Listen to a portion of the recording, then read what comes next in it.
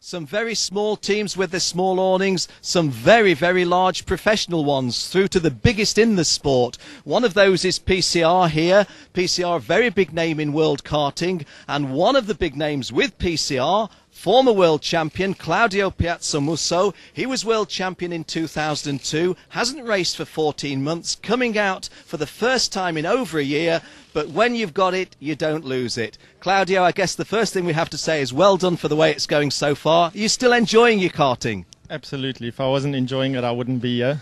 So having a great time. I'm battling a little bit after the 14 months layoff. The first time I drove a kart again was last week.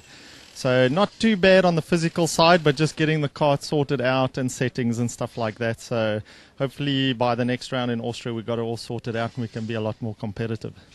Well, one of the reasons that you put the karts down was to do rallying back home in the native South Africa. That's gone pretty well.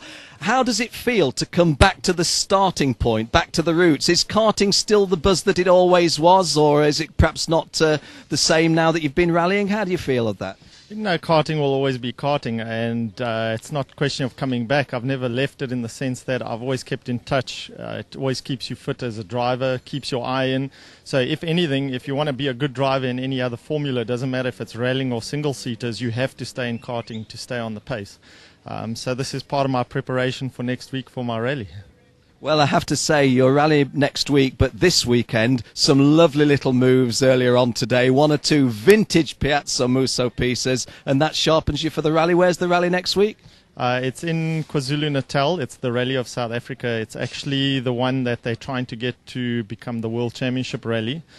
So this is like a pre-run for it, and hopefully they get it so next year we can have some top teams in South Africa and we can see world rallying.